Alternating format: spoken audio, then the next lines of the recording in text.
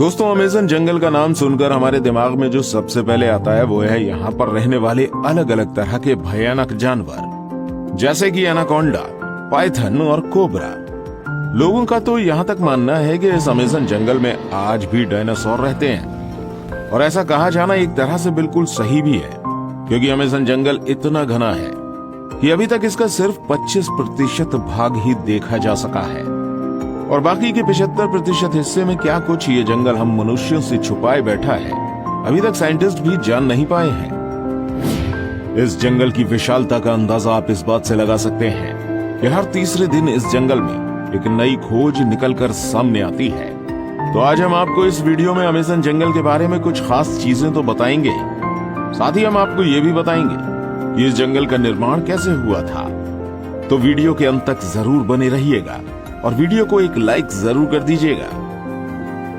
दोस्तों, इस बात में कोई भी शक नहीं है कि दुनिया में सबसे ज्यादा सुंदर और विचित्र प्रकार के जीव जंतु अमेज़न के जंगलों में ही पाए जाते हैं। इस जंगल के अंदर आकर ऐसा महसूस होता है जैसे हम किसी अलग ही दुनिया में आ गए हों। इस समय धरती का सबसे ज्यादा घना जंगल अमेज़न ही है। इस जंगल में पाए जाने वाले एनाकोंडा बाकी देशों की तुलना में काफी ज्यादा बड़े होते हैं। इसके अलावा इस जंगल में प्राचीन वक्त के भयानक सांपों को देखे जाने का भी दावा किया जाता है, क्योंकि इस जंगल का क्लाइमेट बिल्कुल वैसा है जैसे कई लाख साल पहले धरती का हुआ करता था। इस जंगल में बुलेट आंट जैसी चींटियां और कई अनोखे जानवर मौजूद हैं, जो कि बस अमेज़न जंगल में ही मिलते हैं। जैसे कि हमने आपको पहले ही बताया, अभी तक अमेज़न जंगल का आधे से कम एरिया ही देखा जा सका है, और बाकी का 75% हिस्सा ऐसा है जहां आज तक इंसान नहीं पहुंच पाया है, क्योंकि ये इतना ज्यादा घना है कि इसके अंदर जाना ही किसी जोखिम से कम नहीं है, और इतने अंदर तक टेक्नोलॉजिकल सामानों को लेकर जाना और भी ज्यादा मुश्किल है। जैसा कि आपने जाना, इसका क्लाइमेट लाखों सालों पहले की पृथ्वी जैसा है, तो वैज्ञानिक भी इस जंगल के साथ ज्यादा छेड़छाड़ करके इसको बर्बाद नहीं करना चाहते। अमेज़न जंगल के अंदर जानवरों के अलावा आदिवासियों की कई प्रजाति तो ऐसी भी हैं जिनके बारे में हमें अभी तक कुछ भी नहीं पता है, और अगर इस बढ़ते मॉडर्न टेक्नोलॉजिकल डेवलपमेंट के चलते ये अमेज़न जंगल नष्ट हो गया तो दुनिया के कई सारे जीव हमेशा के लिए विलुप्त हो जाएंगे। अमेज़न जंगल के बारे में आए दिन नई और अनोखी बातें सामने आती रहती हैं। अक्सर यहाँ पर कई तरह के एक्सपेरिमेंट और स्टडी चलती रहती है। जैसे कि अभी कुछ साल पहले, साल 2017 में लीड्स यूनिवर्सिटी ने एक रिसर्च में पाया कि अमेज़न जंगल जितनी कार्बन डाइऑक्साइड ग्रहण करता है उतनी और कहीं नहीं जाती। इसके चलते यहाँ पर कार्बन एम्बिशन बहुत कम है, और यही कारण है कि यहाँ का वातावरण इतना अच्छा है। साइंटिस्ट कार्लोस नोबेल अपनी रिसर्च में बताते हैं कि जिस तरह से अमेज़न जंगल को आज के समय काटा जा रहा है, वह इस पृथ्वी के लिए बहुत ज्यादा नुकसानदेह हो सकता है, क्योंकि ये जंगल पूरी दुनिया को 20% से अधिक साफ ऑक्सीजन प्रदान करता है।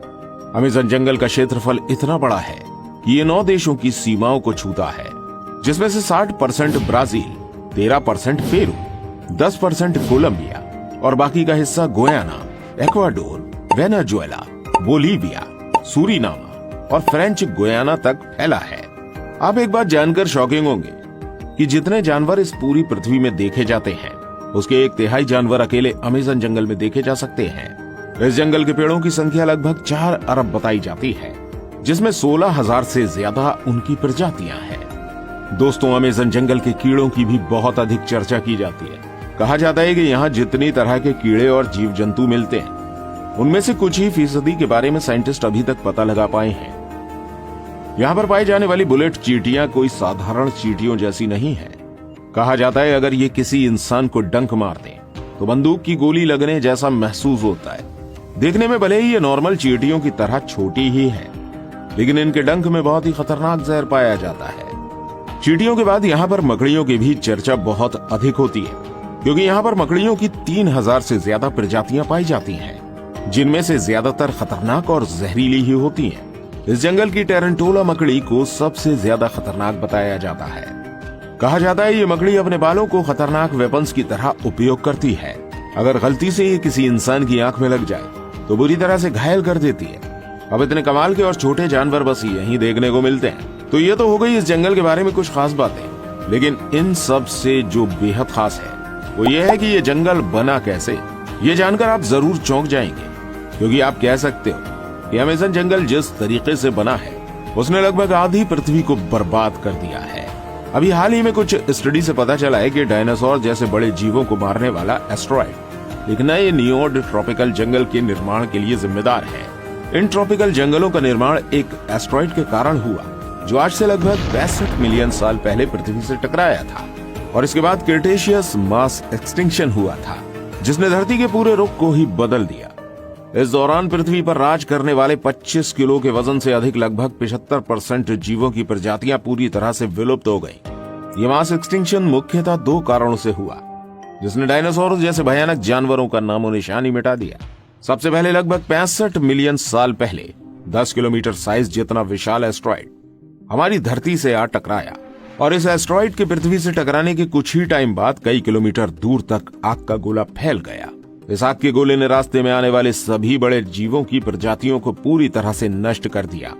इस एस्टेरॉयड की टक्कर में समुद्र में कई किलोमीटर ऊंची खतरनाक लहरें उठी, जिन्होंने चारों तरफ तबाही मचा दी। इस टक्कर के कारण निकली धूल कुछ ही वक्त में पूरे आसमान में फैल गई, जिसकी वजह से हमारी धरती का वायुमंडल काफी वक्त के लिए धूल और गैस से ढका रहा, जिसके कारण सूरज से आने वाली प्रकाश की किरणें धरती की सतह पर नहीं पहुंची, जिसकी वजह से धरती का तापमान कई डिग्री सेल्सियस तक गिर गया। इस महाप्रलय की वजह से जीव जंतु और पेड़ पौधे बुरी तरह से नष्ट हो गए।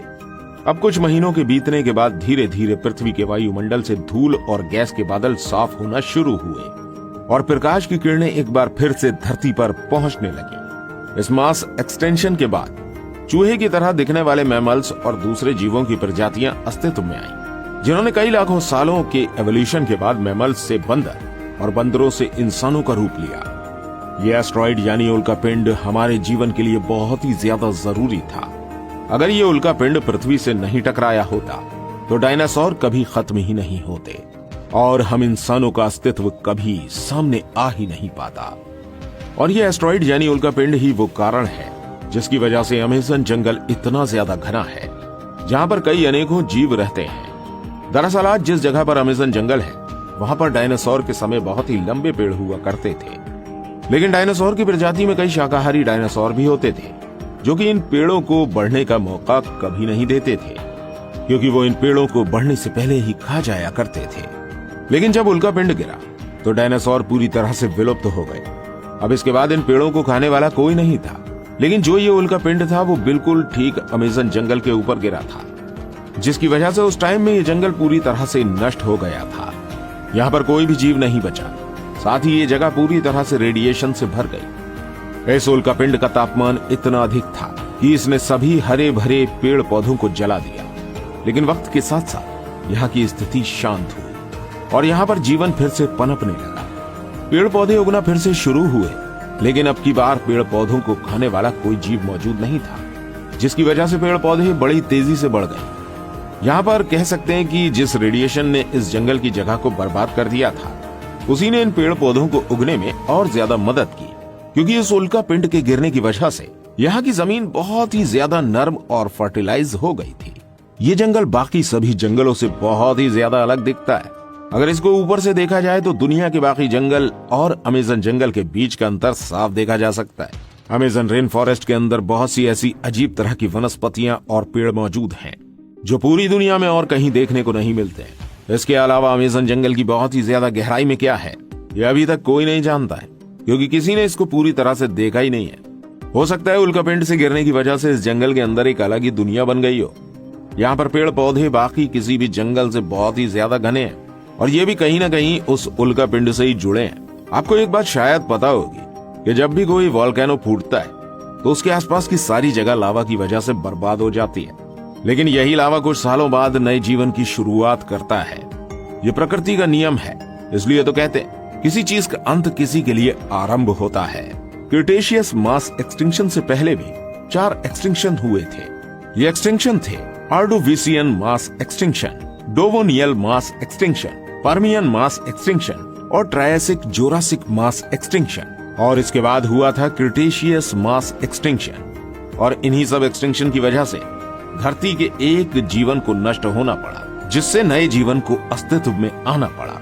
वैसे ही एक वक्त आएगा जब इस धरती से हम मानवों का नामो निशान मिट जाएगा। इसके बाद दूसरा जीवन आएगा और वो होगा छठा मास एक्सटिंक्शन। और देखा जाए तो हम इंसान इतनी तेजी से एक्सटिंक्शन की तरफ बढ़ रहे हैं क्योंकि जिस तरह से हम पृथ्वी को प्रदूषित कर रहे हैं और धरती से जंगलों को साफ कर रहे हैं, उस हिसाब से ये एक्सटिंक्शन कभी भी हो सकता है। बस इस वीडियो के लिए इतना ही था। अगर आप अमेज़न जंगल के रहस्यों को थोड़ा और डिटेल में जानना चाहते हैं तो स्क्रीन पर शो हो रही इस वीडियो को देख सकते हैं, जिसमें हमने अमेज़न जंगल के कुछ खास रहस्य और शेयर किए हैं।